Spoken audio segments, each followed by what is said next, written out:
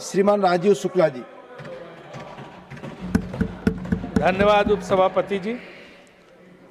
हमारी निर्मला सीतारमण जी का नवा बजट है, मुरारी देसाई से एक बजट कम है, लेकिन पता नहीं क्यों इस बार के बजट में मजा नहीं है।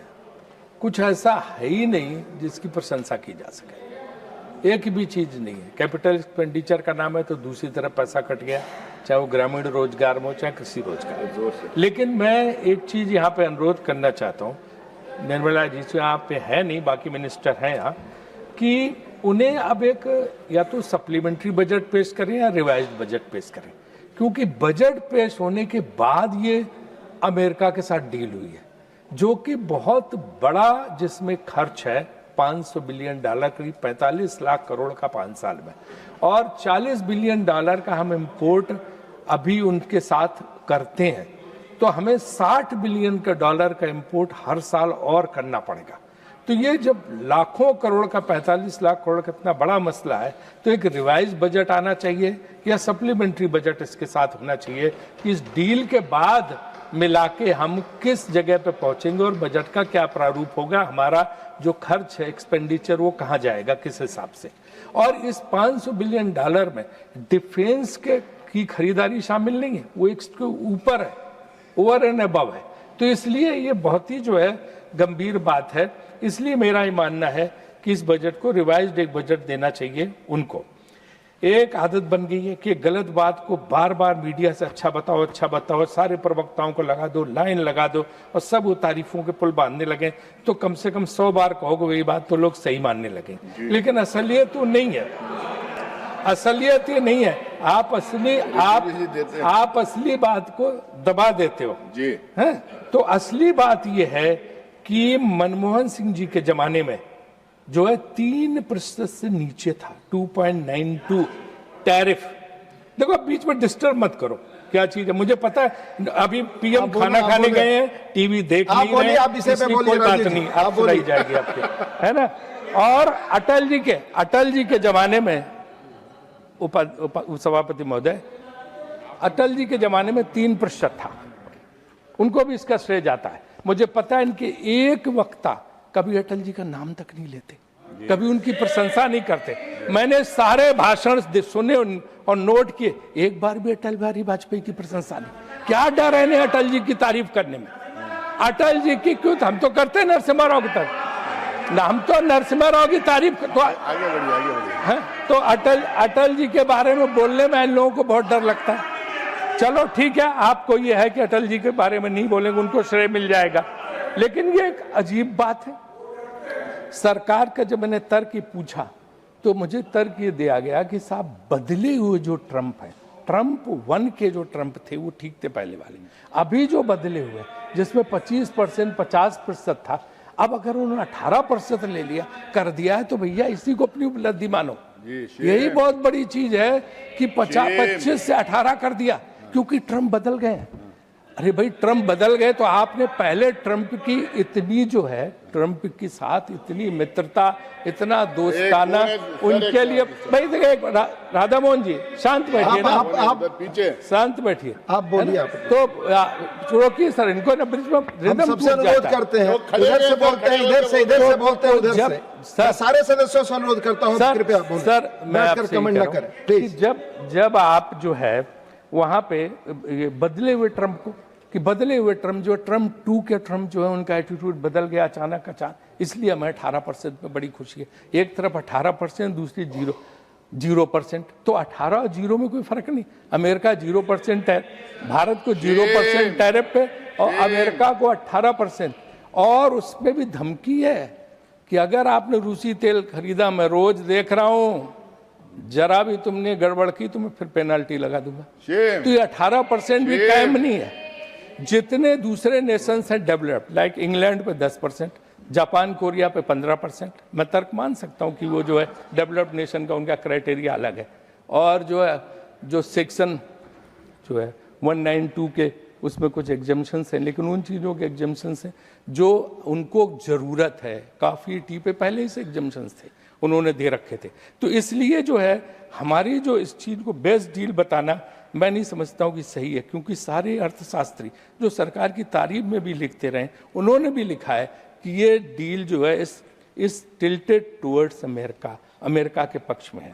तो इस पर मुझे लगता है कि सरकार अपनी बात सफाई देगी और बताएगी कि ऐसा क्यों है।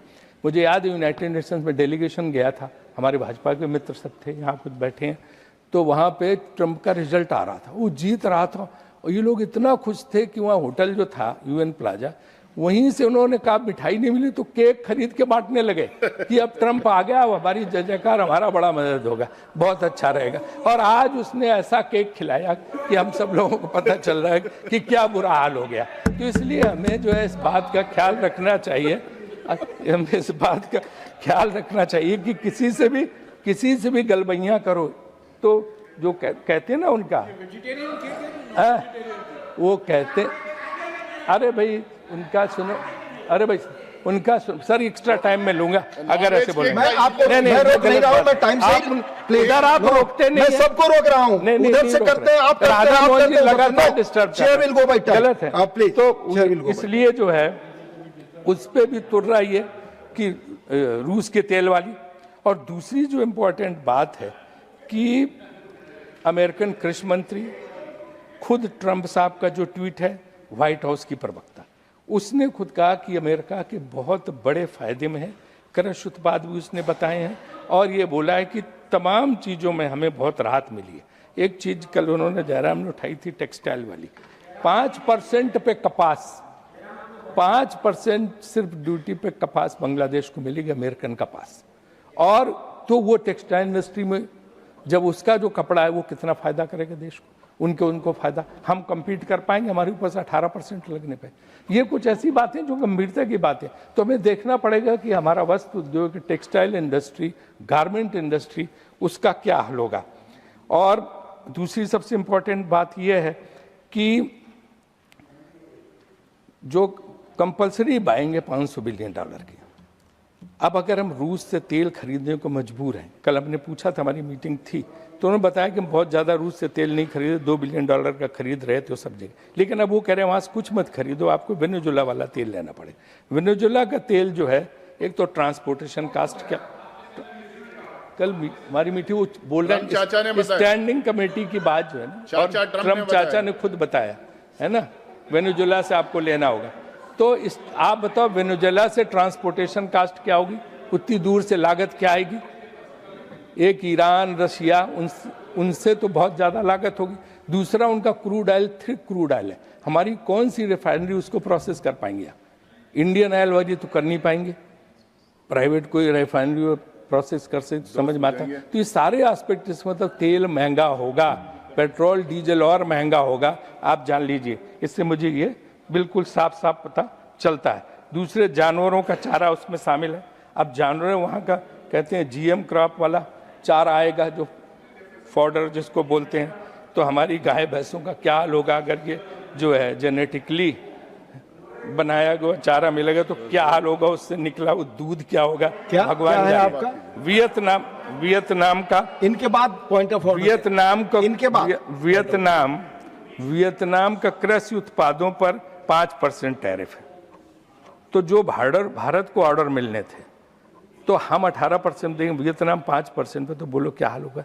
सर ये मैं आपसे पूछना चाहता हूँ कि क्या हमारे किसानों को नुकसान नहीं होगा, 30,000 करोड़ का नुकसान होगा। हालांकि हम ये भी कहना चाहते हैं कि तमाम आइटम ऐसे हैं कि जिन पे नहीं है, उसमें सब जो है जैसे कि मिलेट हैं, ये हैं, तमाम चीज़ जो इसमें है, बाजरा वगैरह, तो वो जो एक ऐसी समस्या है कि देखना पड़ेगा कि उनका क्या नुकसान हो। आप कह रहे हैं कि भाई ट्रंप जो है, ट्रंप क्या कर रहे हैं हम क्या नहीं जानते।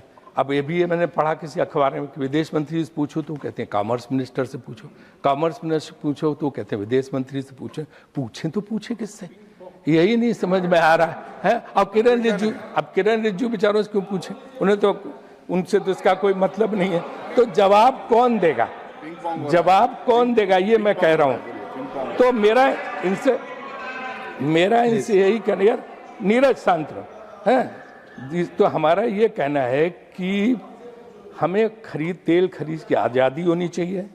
कंपनियां जो हमारी हैं उनको स्वतंत्र निर्णय लेने की छूट होनी चाहिए और तेल महंगा ना हो, इसकी गारंटी करनी चाहिए। ये देखिए यहाँ पे जयशंकर जी बैठे, विदेश नीति का विस्तार कुछ है इधर, कुछ हुआ है कि पता नहीं क्यों विदेश नीति में कभी कई बार ऐसे दौर आते हैं, हमारा बड़ा मुश्किल समय, हम कहते हैं कि आज हम विश्व गुरु हैं। गुरु वो होता है जिसके शिष्य होते हैं। यहाँ हम आश्रम खोल के बैठे, एक भी शिष्य नहीं है, शिष्य एक भी नहीं है, गुरु आश्रम खोल के बैठे हुए हैं। अभी जो यार नीरज प्लीज चुप रहो, कुछ नहीं करेंगे तुम्हारा, शांत रहो है। तो ये जो है, आप बताओ, जब युद्ध हुआ, किसी एक देश ने, छोटे मोटे देश ने हमारे सपोर्ट में बयान दिया? पाकिस्तान के सपोर्ट में चीन खड़ा है, अमेरिका उसके जनरल को बुला के लंच करा रहा है, और टर्की जो है ड्रोन दे रही है, सऊदी अरबिया डिफेंस डील कर रहा है, अजरबैजान उनके साथ। हमारे साथ कौन है? एक आदमी नहीं, ना पड़ोसी ना कोई। तो ये कौन से गुरु की बात हो रही है? जो शिष्यविहीन गुरु, कौन है ऐसा जिसका शिष्य नहीं, चेले ही नहीं, गुरु खाली है? तो ये कौन सा आपने भारत बना दिया है? ये सबसे बड़ी हमारी समस्या है कि जो है इसको देखें। और उसी के साथ साथ मैं ये बात भी जोड़ता हूँ, क्योंकि यहाँ पे बैठे हैं माननीय विदेश मंत्री, कि बांग्लादेश के मामले में भी हमें कहीं न कहीं ऐसा रुख लेना पड़ेगा कि बांग्लादेश हमारी खत्तर की उपलब्धि है। एक बहुत बड़े संघर्ष के बाद भारत ने बांग्लादेश, पाकिस्तान के 2 टुकड़े हुए थे और बांग्लादेश हुआ था। आज हम बांग्लादेश को धकेल के पाकिस्तान के पाले में कर रहे हैं हर समय उसको इस तरह के, तो वो बहुत खराब हो जाएगा हमारे लिए। पाकिस्तान तो चाहता है कि बांग्लादेश के साथ आ जाए, पर उसका इस्तेमाल करे वहाँ से आतंकवाद बढ़ाने के लिए। ये बहुत बड़ी उपलब्धि इंदिरा गांधी के ज़माने में हुई थी, आप सबने साथ दिया था, अटल जी ने साथ दिया था, और तब उसके बाद जो है पूरे देश ने साथ दिया था। लेकिन आज बांग्लादेश को मत धकेलो, वहाँ पे परिस्थितियाँ डिफरेंट हैं, लेकिन उस चीज़ को समझना चाहिए। आपसे अच्छा काम तो हमारी आईसीसी ने किया। हमारा विवाद हो गया था क्रिकेट मैच को लेके, तो आईसीसी ने बातचीत करके पाकिस्तान, बांग्लादेश सबको बिठा के मामला सुलझा लिया। तो विदेश, आपकी सरकार से ज़्यादा अच्छा काम तो आईसीसी कर रही है। तो कुछ ऐसा ही सीखो ना, कुछ इस तरह का काम हमें करना चाहिए जो आप नहीं कर रहे हैं। अब बात हम कहते हैं दूसरा सबसे महत्वपूर्ण बात है बेरोजगारी की। 15% बेरोजगारी है। 15% बेरोजगारी है, माने कि करोड़ों बेरोजगार है। इन बेरोजगारों के लिए हम जो है क्या कर रहे हैं, क्योंकि उनकी स्थिति बहुत ही खराब है। नौकरियां हैं नहीं, सरकार में खाली पद भरे नहीं जा रहे हैं, और अमेरिकन डील के बाद मेक इन इंडिया क्या हो गया भगवान ही जाने, क्योंकि सब इतना देना पड़ेगा तो यहाँ लोग बना के क्या करेंगे समझ में नहीं आ रहा। छोटे लघु उद्योग बंद हो रहे हैं। सरकारी अफसरों ने छोटे छोटे व्यापारियों की जान आफत में की है, जीएसटी से लगा के हर तरह से इतना तंग किया जा रहा कि मुझे लगता है 1 लाख कि 10 लाख लोग, 10 लाख व्यापारी या 1 लाख व्यापारी तो नागरिकता छोड़ के चले गए। तो अगर ये प्राइवेट सेक्टर के एंटरप्रेन्योर, एक वैसे आदमी जाए फर्क नहीं पड़ता, अगर उद्यमी जाता है, एंटरप्रेन्योर जाता है, तो लोगों को नौकरी कौन देगा? मुझे याद है मैं जब योजना मंत्री था तो एक दिन मनमोहन सिंह जी ने मुझे कहा, वो सोचते थे इस बारे में कि तुमने क्या सेंसस रिपोर्ट देखी 2012 की बात याद है? तो मैंने कहा नहीं, कहने उसमें 2.5 करोड़ की दर से हर साल नया यूथ आ रहा है नौकरी लेने के लिए। तुमने उसके लिए कुछ सोचा तुम लोगों ने योजना आयोग में? मैंने कहा साहब ऐसी तो कोई बात हुई नहीं। कहने 2.5 करोड़ यूथ ही अगर इसको नौकरी नहीं देंगे तो ये अराजक तत्व हो जाए, तो कुछ सोचना चाहिए। तो तब उन्होंने कहा स्किल डेवलपमेंट पर जोर दो, स्किल डेवलपमेंट पर जोर दो, और प्राइवेट सेक्टर जो है इनको नौकरी दे सकता तो सरकार और प्राइवेट सेक्टर मिल के मदद कर। तो मैं इसमें स्किल डेवलपमेंट के लिए कोई पैसा नहीं बढ़ाया गया। तो मुझे लगता है आपसे निवेदन ये है कि आप कहेंगे उनको कि स्किल डेवलपमेंट का भी उस रिवाइज्ड बजट में जो है, नए बजट में पैसा बढ़ाया जाए, ताकि लोगों को, उद्यमियों को उससे मौका मिले, और ये थोड़ा डंडा मारने का काम व्यापारियों वगैरह पे कम कराइए। अब से दिन भर डंडा मारते हैं, और इसकी वजह से उनका जो हौसला है वो बहुत कम होता चला जा रहा है। मैं इस बजट में ग्रामीण विकास और कृषि विकास, ग्रामीण सबसे बड़ी अर्थव्यवस्था, हमारी नरसिम्हा राव जी पहले आदमी थे जिन्होंने ग्रामीण मंत्रालय में 5 सेक्रेटरी रखे थे। बहुत विकराल रूप दिया था ग्रामीण विकास मंत्रालय को, और महत्वपूर्ण था। लेकिन यहाँ हम देख रहे हैं कि 6,500 करोड़ का बजट कम कर दिया गया। तो ग्रामीण विकास तो सबसे इम्पोर्टेंट, शहरों में तो कुछ हो नहीं रहा, ग्रामीण में नहीं हो रहा, तो ये आपके लिए बहुत ही जो है मेरे ख्याल से बहुत गलत बात होगी। आप कहते हैं यूथ पावर, यंग इंडिया, 60% हमारे कितने भाषण थे कि देश की स्ट्रेंथ ये है कि यहाँ 60 करोड़ युवा है, 70 करोड़ युवा है। आज युवा कहाँ है? वो जो कोरोना का ही हुआ तो 4 घंटे के अल्टीमेटम में आपने उनको बाहर किया। जिस तरह से शहरों से छोड़ के अपने गाँव गए, परेशान होके, दुखी होके, उनको 24-48 घंटे का टाइम मिलता, तो वो इतना दुखी हो गए कि वहां से, भैया आप तो पहले ही मेरा कर देते। नहीं तो दोस्ती किस बात की आपसे? आप देखिए, है ना, आप कभी मौका नहीं देते। राजीव जी देखिए, कंक्लूड तो ये जो है ना, बस खत्म कर दे बस। तो उनको मौका कब हम देंगे? क्योंकि वो जो है कोरोना काल में जो गए वो लौट के नहीं आ रहे हैं, जिससे लेबर कास्ट बहुत बढ़ रही है, जो एक्सपोर्ट वालों को भी दिक्कत करेगी और लोगों को भी। तो उनको जो है, आप जो बुजुर्ग हैं उनको राशन दीजिए, यूथ को मोटिवेट करिए कि वो कामों में वापस जाए, बड़े बड़े शहरों में, जो कि नहीं जा रहा। युवा डिग्री लेके सड़क पर प्रदर्शन कर रहा, किसानों के एमएसपी गारंटी दी। एक फिर नड्डा जी के लिए कि हेल्थ बजट बहुत कम है। नड्डा ये हेल्थ बजट बहुत कम है, ये 2-2.5% से कुछ नहीं वाला। बहुत दिक्कत है, प्राइवेट हॉस्पिटल लूट रहे हैं। आयुष्मान कार्ड एक स्कैंडल बन गया है। ये प्राइवेट अस्पताल वाले आयुष्मान कार्ड पहले ही दिन इसका पैसा खर्च। Rajesh ji, I am calling, इसलिए मैं, अच्छा सुनिए, मैं आखिरी सेंटेंस सुन लो ना, कि हम ही सुझाव दे रहे हैं, कोई दुश्मन के नाते नहीं मिल रहे। विपक्ष को दुश्मन मत समझो। Thank you Rajiv ji, 1 minute हो गया, प्लीज। दुश्मनी एक कदम 2 कदम, तुम भी थक जाओगे और हम भी थक जाएंगे। Thank you. कितने मिनट दिए थे आपने मुझे? 1 मिनट अधिक दिए थे। नहीं दिए कितने टोटल? 15 था प्लस 1 16 आपने बोला, 15 था आपको। बताइए, बड़ा भारी है।